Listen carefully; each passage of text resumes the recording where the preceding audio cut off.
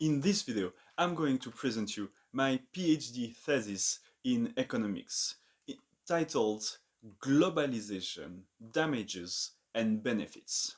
My thesis was composed by 4 chapters. The first 3 chapters were about the link between international trade and conflicts at different levels. Unfortunately, I cannot present you yet the third chapter, but I will do so as soon as possible on this channel. The first chapter study the impact of weapons exports on the violence in the destination country. The second chapter study the effects of international natural gas trade network and interstate military disputes. And the last chapter, the unexpected chapter, studied the link between the lockdown measures and the spread of the COVID-19. But you have control over measure what the effect of this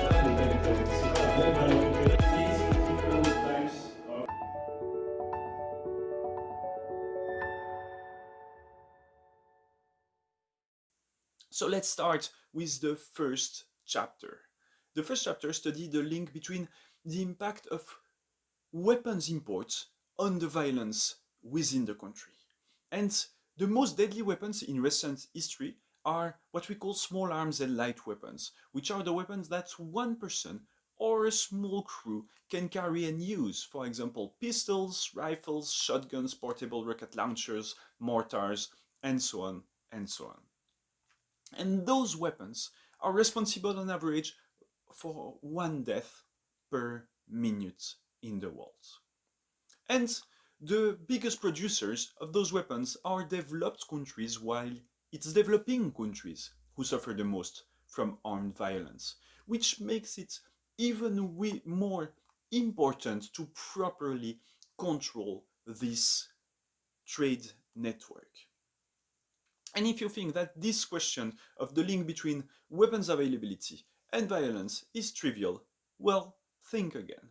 First, it is not so far well studied in the literature, and we have not observed yet a global causal impact for a global set of suppliers. And second, and partly for this reason, it's still argued between NGOs who argue that actually weapons availability is a threat to peace, and on the other hand, you have weapons producers who argue that actually weapons availability is the solution to violence. So if we look at this under the economic lens, so more using the economic terms to explain the situation, what is exactly happening? Well, on this market, there is what we call an externality. Basically, it's a cost that the company who produce a good is not paying for. For example, when you send weapons in a country, it might trigger a conflict and many people might lose their life, but the company who produce the weapons is not paying for this cost. Hence, it's external to the company, hence the term externality. And the elegant way to solve this issue, theoretically used by economists, is what we call internalization. We have to internalize the costs and hence to make the company pay for these additional costs. And potentially you have already the solution. How to do so? Well, you need international treaties to enforce this solution. But what we observe in recent time is that even if such treaties exist, for example, the latest today, the Arms Trade Treaty aims exactly at doing this, still we observe that this situation happens again and again, where massive amount of weapons arrive in the wrong destination, let's say. For example, the United Kingdom, who signed the Arms Trade Treaty, kept sending for millions of weapons in Saudi Arabia and were accused of fueling the conflict in Yemen. And despite, again, the fact that they signed this Arms Trade Treaty. So, what are we missing? Why this situation kept happening? Well, potentially because we miss a proper measure of this causal effect and a quantification of the size of this effect, which is exactly the point of this paper. So what's the situation? What do we know so far? Well, clearly we know that where there is violence, we see that there are more weapons. But this is just what we call a correlation. It doesn't mean that the weapons are causing the violence in the destination country. Because at the same time, what is definitely true is that violence, for example, when a conflict outbreaks, this influences the quantity of weapon in a country by increasing the demand, for example. So it's very hard to know which influences what and how to measure the effect of weapons on violence in the destination country. So to solve this issue of reverse causality, I use a tool called an instrumental variable. An instrument is what, or instrumental variable, in this context will be a set of historical events that will influence the imports of weapons in a country, but which is not directly related to the geopolitical situation in the same country. Let me show you what do I use to do so. Well, I found anecdotal evidence that when a producer, when a supplier country of weapons goes at war, it creates a shortage of their weapons in the global market. For example, when the US deployed in Iraq and Afghanistan, the shortage was so bad that even within the US, the police force lacked ammunition for proper training. So let me take an example to summarize what do I do with this paper. Well, in the 2000s, there was this conflict, this independentist conflict in one region in Angola called the Cabinda region. And a major supplier of weapons to Angola, Spain, joined force to Operation Enduring Freedom, so war against Al Qaeda in Afghanistan. So basically, a major supplier of Angola joined a conflict on another continent, in the Middle East, basically.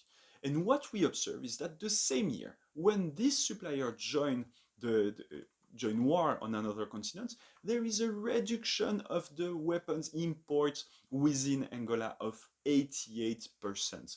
And again, the same year, we observe that the conflict, the independentist conflict, is nearly completely stopped. And this is quite well documented. The reason for this reduction of the violence is, wait for it, lack of ammunition and weapons.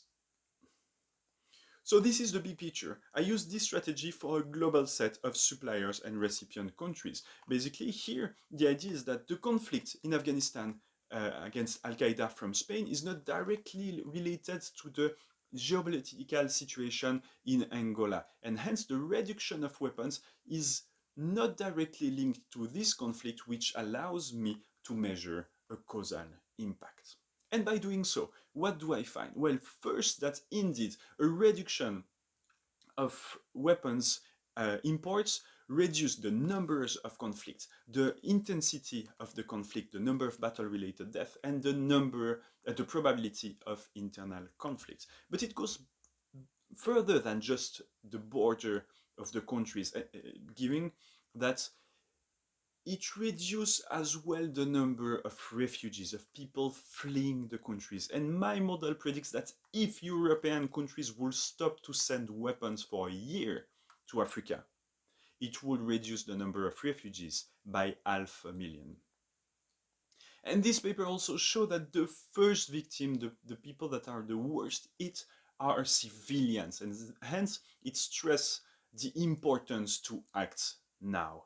And finally, this paper also allows to invalidate the usual arguments used to defend themselves by the arms suppliers.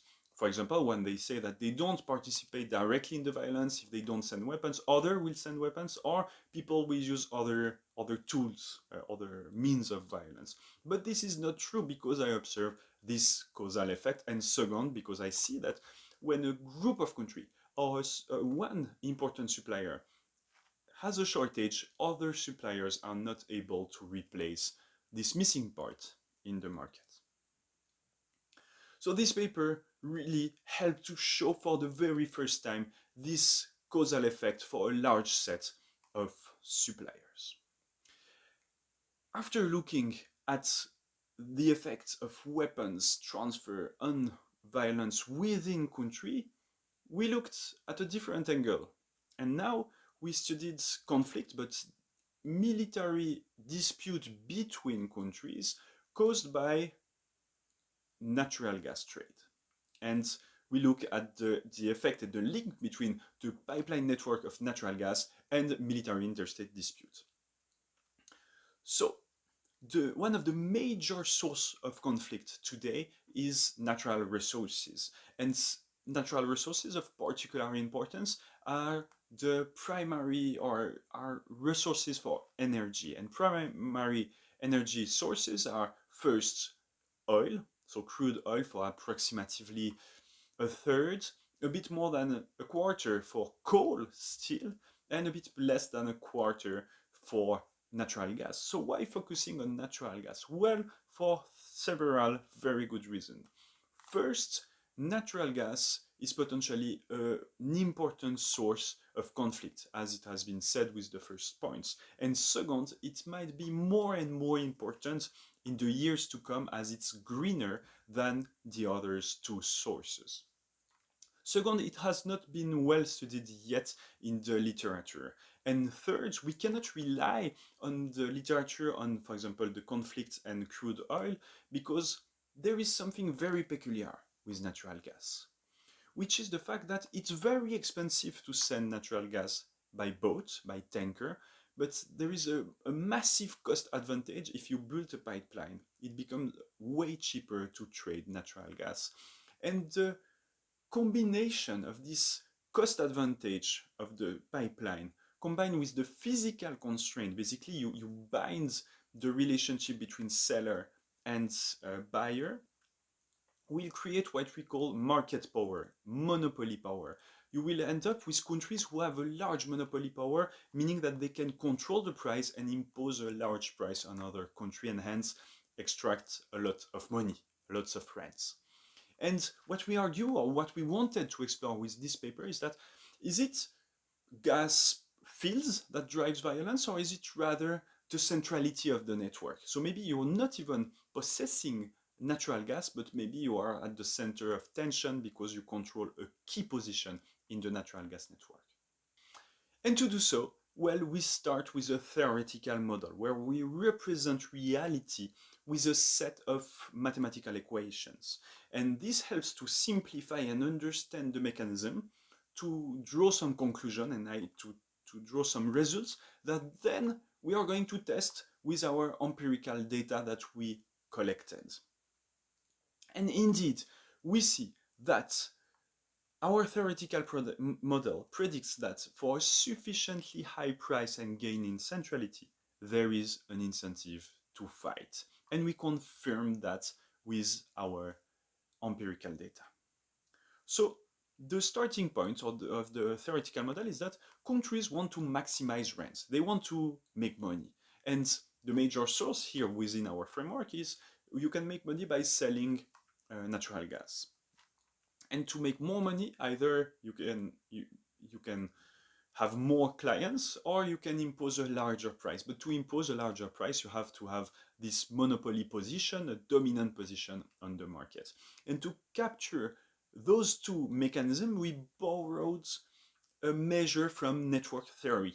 Basically, as it's a network of pipeline, there are already existing measures of centrality and importance of each node within each point within a network. And this between the centrality will capture those two mechanisms.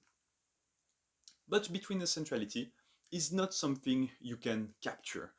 So to increase your centrality in a network, you have two options. Either you destroy your neighbor, either you conquer the neighbor and you merge with him. For example, if you have this simple network of 5 nodes, node 5 is not connected to the pipeline network and hence has to import using tankers the natural gas. Well, node 5 has an incentive to control, to attack and control node 2 to be able to import now natural gas through the pipeline network at a reduced cost. As if we look in the last panel, bottom right, well, we have node 4 who has an incentive to destroy node 2 to be the only buyer from node 1 and hence to be able to resell natural gas to node 3. So here in this network, it's only node 1 who is the producer of gas, the other are buyers. And by doing so, we find that indeed it's the centrality in the network that drives military disputes between conflict. But this project, more importantly, allows us to do simulations and to see after an increase or a decrease in price how this influences the tension and war in the world, but also if there is a new project, for example, the TANAP project in the Cyprus Sea, how does it potentially influence violence? And as we have a global model and take everything, the whole network into account, it allows us to see, for example, when there is this new project in the Mediterranean Sea, how it might influence nodes that are far away, for example, tension between Iran and Iraq. And this is the main purpose of this paper. So then we turn again to international trade and conflict with this third chapter that I will present hopefully soon on this channel. Which leads us to the last chapter, this unexpected chapter, the effect of lockdown policies on the spread of the COVID-19. And this is of particular importance because today we are in a cycle where countries release and lock down again, and so we have to know if lockdowns are being useful, and if so, which one has been more useful or less useful, and by how much, how efficient those are, which is exactly what we try to answer with this paper. So first, as usual, we built a novel data set by using what we call web scraping. Basically, one member of the team built a program that's automatically reading thousands of newspaper articles and building a data set automatically by saying and finding the information which lockdown policy has been taken on which day in which country. And then using this, we are able to see how does it impact the spread of the virus. And indeed, there are many difficulties to observe this causal effect, and hence, if you want to see how we address all the usual issues, omitted variable bias, reverse causality, measurement errors, we have a video where we completely explain this.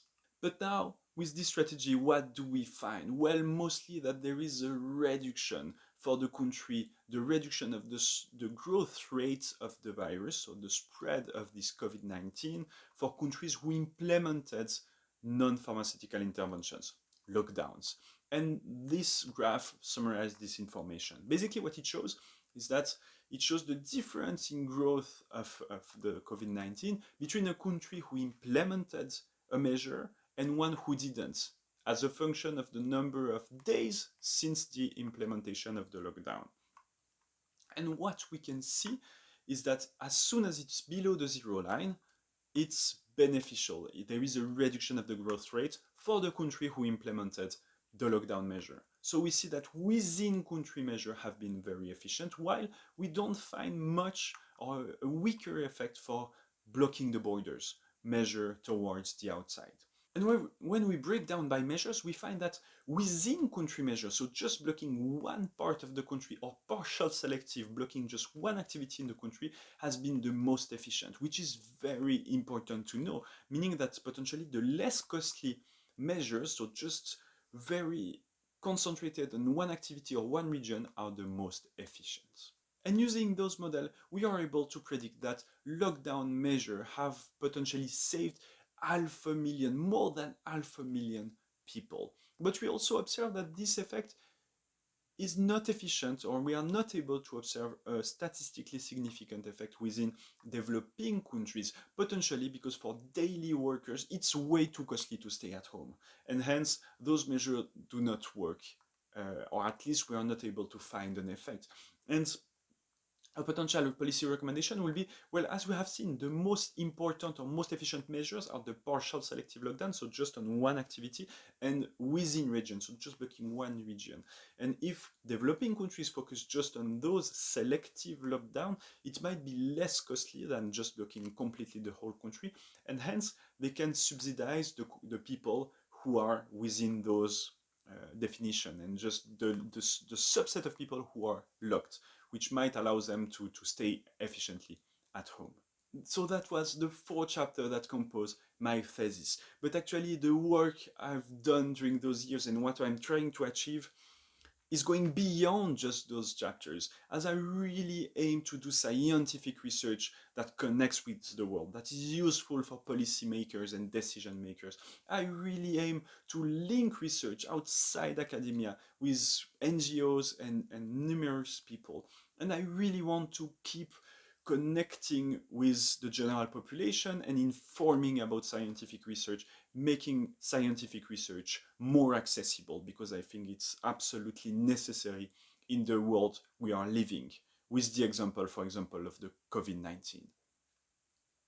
And last but not least, I aim to continue working in academia and doing research. And now I'm a postdoc researcher at the University of Zurich in Switzerland, with 2 wonderful researchers, really inspiring people, Joachim Vogt and Bruno Capretini, which I thank massively for all the things I already very quickly learned with them. So I'm really looking forward to the future and keeping living with my passion. So if you have any question, please comment below. If you want to keep seeing the content grow on this channel, please consider subscribing and clicking the bell button.